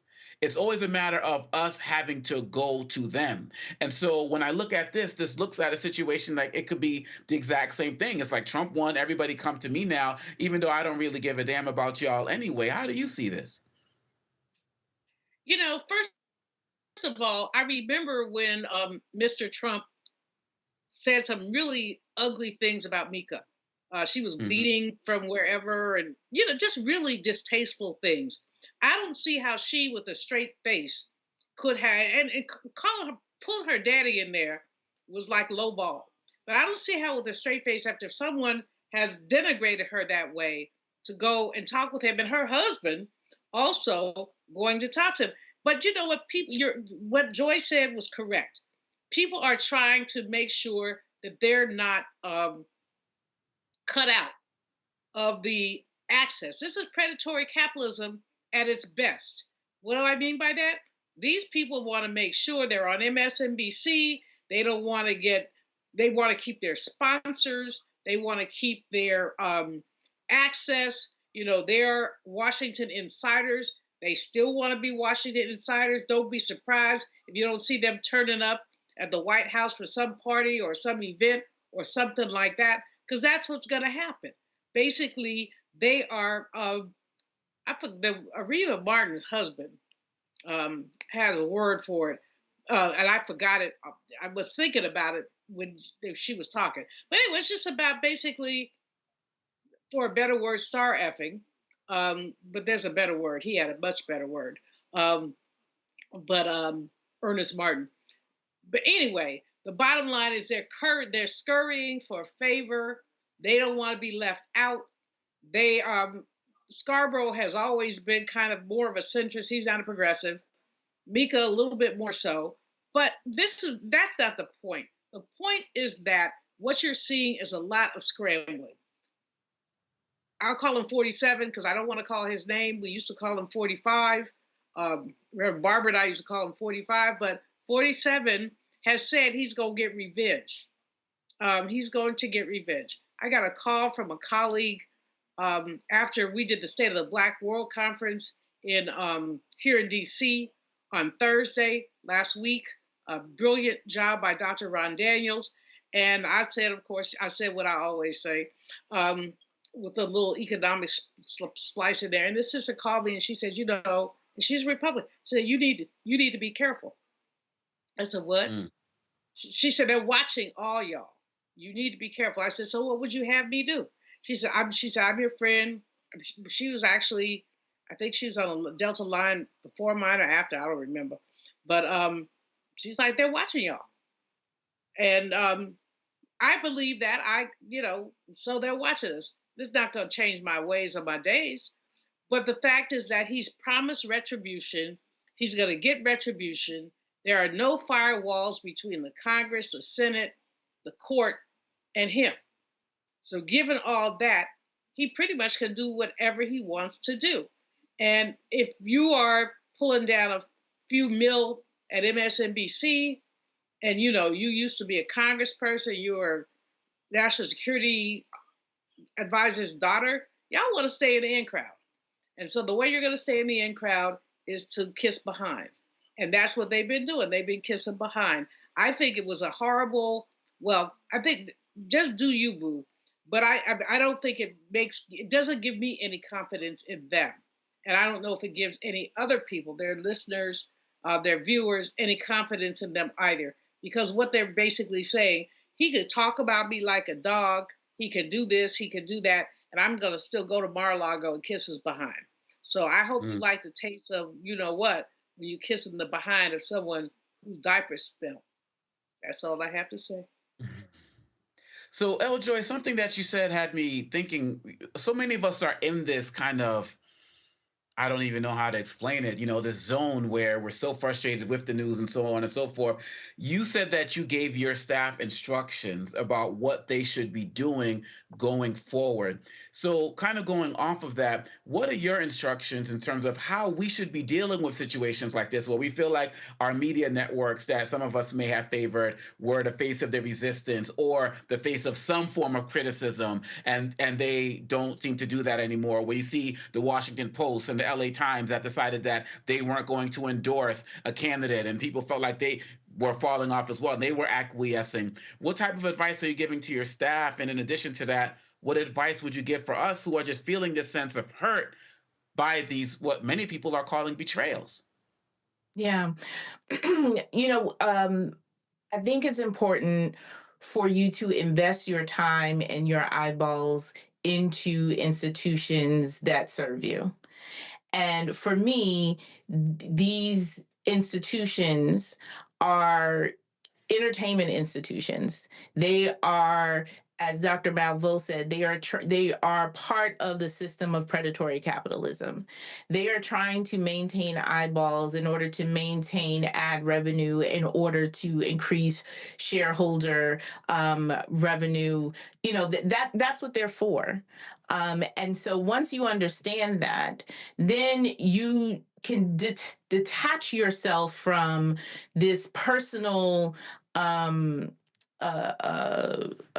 connection that we seem to have built with some of the folks that are reporting quote unquote news. I remember a time, my grandmother, and watching news with my grandmother, she watched a particular channel because she trusted the news from that particular person that, they were giving her facts, they were giving her the information. If someone breaks that trust, right? So you then develop this personal relationship. You feel like this person is delivering the news directly to Eljoy, right? That they're thinking of you as they are putting their stories together and having this conversation.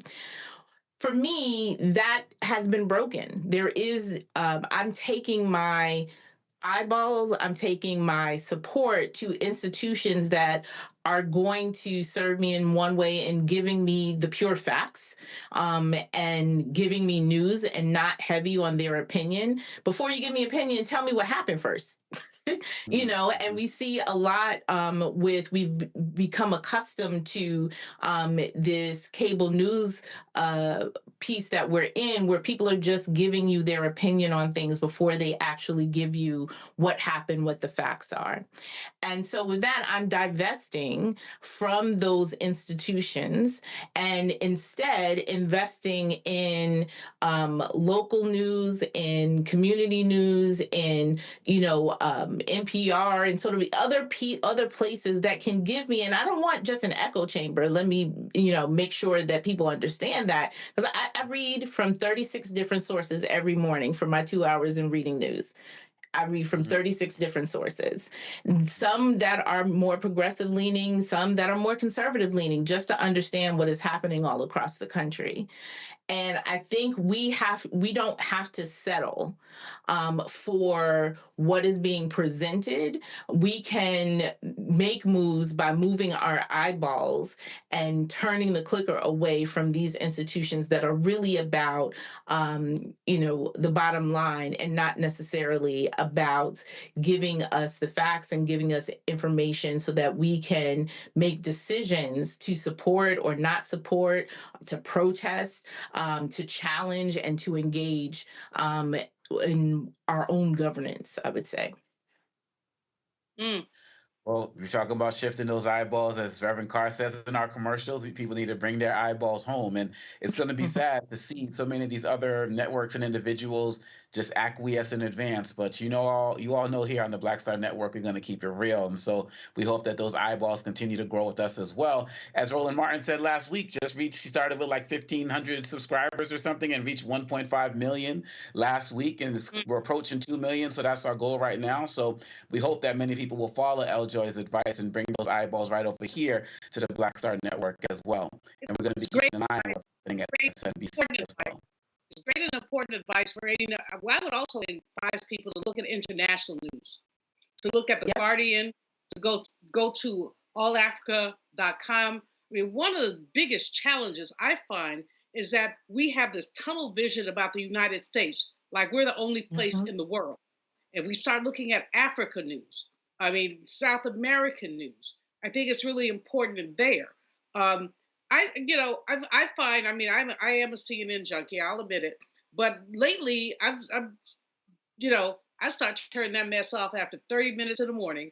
I do my prayer call, then I pray for the fools. And what has happened in my observation with CNN is that too many of the anchors have too many opinions. In other words, this woman was on last week and somebody brought up the issue, the stupid Republican commercials about trans people. And she said, well, I have 2 little girls and I'm just worried that some boy on a football field.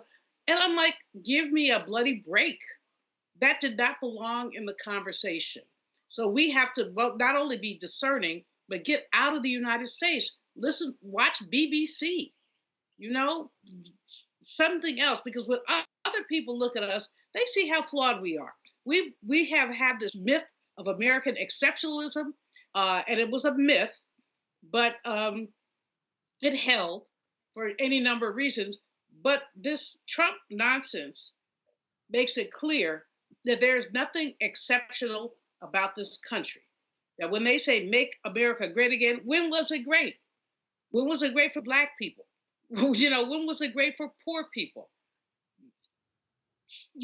People have to be discerning about, I used to say years ago, there's a reason I don't like white people sitcoms. Because when I open my door and let those fools in my house, if you're looking at some of this, no, they couldn't come in my house. So why would I watch them on television? And that's beginning to be the way I feel about some of this news. I mean, I watch Simone. I love her, love her, love her. I'll watch Abby sometimes. But basically, this is corporate media on steroids. Absolutely. And I think that at the end of the day, it just really comes down to what both you all are saying. We have to figure out a way to get people to enhance critical thinking. And part of critical thinking is diversifying sources. And this is a great opportunity, as some of us are getting so disappointed with these networks and hosts that we respect on many levels, to start to doing that right now. This is a great time to do that. So both of y'all gave us powerful advice. The Guardian said that, this is their plan to stand up to Trump over these next 4 years. Are some of these journalist outlets going to do that here? We'll wait to see, because we know what we're going to do right here. We'll be right back with more Roland Martin Unfiltered on the Black Star Network.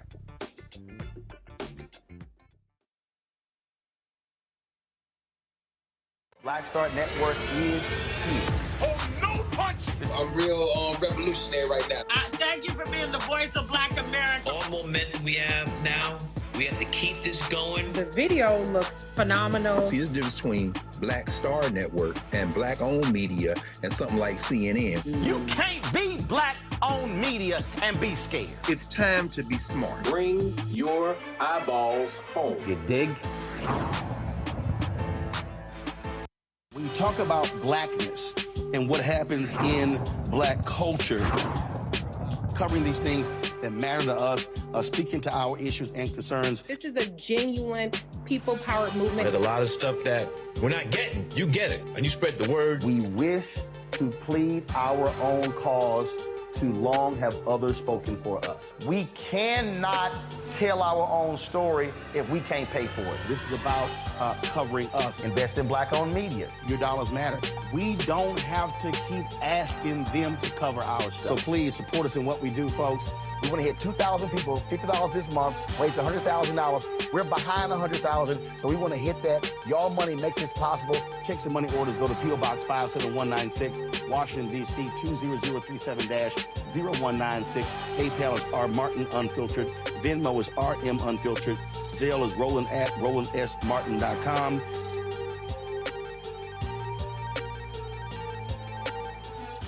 Farquhar, executive producer of Proud Family. Bruce Smith, creator and executive producer of The Proud Family, Louder and Prouder. And you're watching Roland Martin Unfiltered.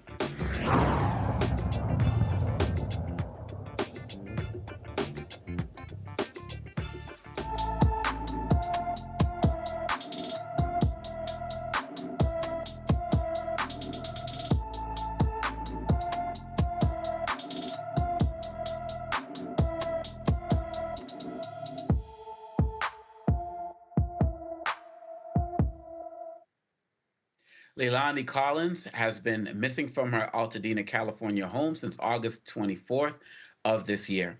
The 15-year-old is 5 feet tall, weighs 109 pounds, with black hair and brown eyes. Anyone with information about Leilani Collins should call the Los Angeles, California Sheriff's Department at 626-798-1131. The prosecution in the trial of a former Marine accused of the chokehold death of Jordan Neely on the New York subway rested its case today. Daniel Penny's attorneys moved for a mistrial again after the medical examiner mentioned the word homicide during Friday's testimony when discussing Neely's cause and manner of death. Penny is not on trial for murder. He's charged with criminally negligent homicide. His attorney argued that the witness's use of the word murder could be prejudicial. The judge ordered the word to be stricken from the record and continued the trial. The defense maintains Neely died from complications of sickle cell trait and not strangulation. However, the medical examiner said she believed Neely would have died from asphyxiation, whether or not he had sickle cell trait. Testimony is expected to conclude before Thanksgiving. Penny is facing up to 15 years in prison. Eljoy, you are in New York. What is the vibe there? What are people seeing? What are they saying about this tragedy? Well, first, people were disappointed in the person not being charged with murder going forward straight out. And that's probably the reason why you would see a witness mention that on the stand. So there was some disillusionment about that because, as the medical examiner mentioned, the intervention of this person into the incident is what caused the death. And, certainly the community writ large hopes that that would be the verdict in this case. And it just, I think it's also important to sort of put into context for people what the atmosphere is, and particularly during that time, were that there was this narrative that people who are experiencing, mental health issues, who are in the subway system, that we should be fearful of them, that, there were news stories on local news and everything about, am I safe, right? Like there was all of this that contributed to the atmosphere in terms of people wanting to intervene and be present during this time. And it's something that still is occasionally brought up about how safe the subway is. But I don't know how many New Yorkers people are like, I'm a New Yorker. I take the train and I go to, I go to work and I go to school and, that's what happens. But there certainly was that atmosphere that oftentimes when it rears its head, it's usually coming from people that don't live in the city proper, right? They're, commuting outside. So from Long Island or Connecticut or Jersey or what have you. And then, it's news media like the Post and the local news sort of drive up the conversation of being safe and not thinking about the issue. And I think this goes to something that you mentioned when we were talking about a previous case just in this show about people interacting with law enforcement, that it's usually people who are homeless and who are suffering from a mental illness who are the victims of crimes rather than them actually committing crimes. And this is an instance where you can see very well playing out where someone, is taking up space and people believe that they're taking up too much space. And they unfortunately, other people intervene and the person has lost their life.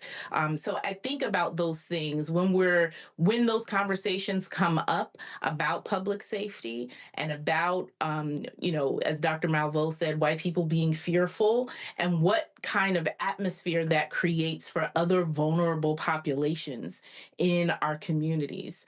And no matter what the facts may say, like I mentioned, that it is usually people who are suffering mental illness or who are homeless that are victims of crime, what the narrative ends up being is that they are thrusting crime upon us and they are making us unsafe. And then you result in the situations like this.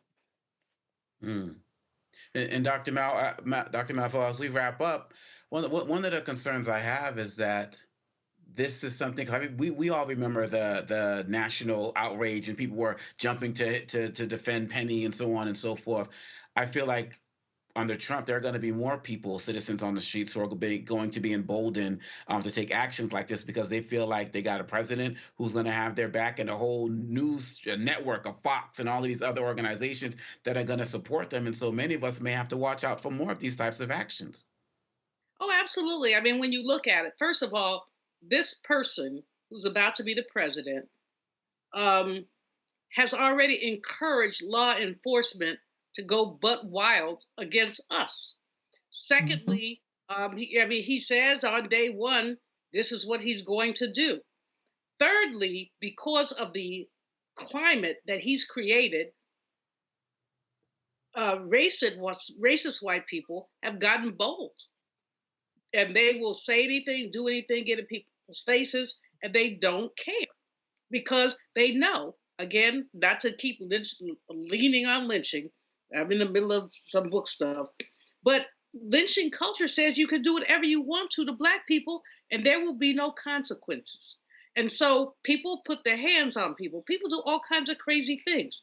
We have to be ready and willing to document this stuff. Roland's always talking about, I'm gonna have to get a lesson or two, using your camera, document this stuff. We have to be able and willing to step up. One of the things that has revealed to me through the election is the number of timid Black people there are out there.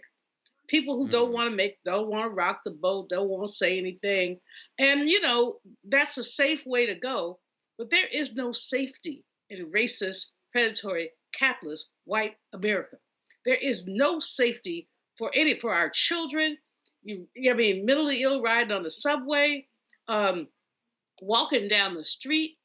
There is no safety. So quiet is not going to protect you. Loud is going to protect you. Good trouble is going to protect you. So this is yet another case, Omakongo, as you know, yet another case where you look at it and you say, WTF, are we still doing this? But the answer is yes, we are still doing this. And as you say, I think the most important thing is that we are aware and we're vigilant and we're ready to fight back. If we must die, let it not be like hogs, said Claude McKay. Haunted and pinned to this inglorious spot. And the last two lines of that poem are, pressed to the wall, dying, but fighting back. That's what we got to do. Fight back. That's right. And we're going to continue to fight back. We're going to continue to uplift names like Jordan Neely, continue to send out this information, because really at the end of the day, we can't go down quietly. We have to rise up. And one of the ways, like you said, is rising up is by using our voices, using our power, and using our influence. because we've been here too long and we ain't going back, as an incredible woman said just a few weeks ago. L. Joy Williams, I want to thank you. Dr. Julianne Malveaux, I want to thank you as well for joining us on Roland Martin Unfiltered on the Black Star Network. And I want to thank everybody tonight for watching. Please follow the Black Star Network on all of your platforms. Check out Roland Martin Unfiltered and all of the other great things we have going on this network. And please support financially in any way that you can as well through all of the different platforms that you know are available to you. Thank you so much, and thank you for letting me host tonight, and I will see you next time. Holla. Black Star Network is here. Oh, no punch! I'm real revolutionary right now. Thank you for being the voice of Black America. All momentum we have now, we have to keep this going. The video looks phenomenal. See, this difference between Black Star Network and Black-owned media and something like CNN. You can't be Black-owned media and be scared. It's time to be smart. Bring your eyeballs home. You dig?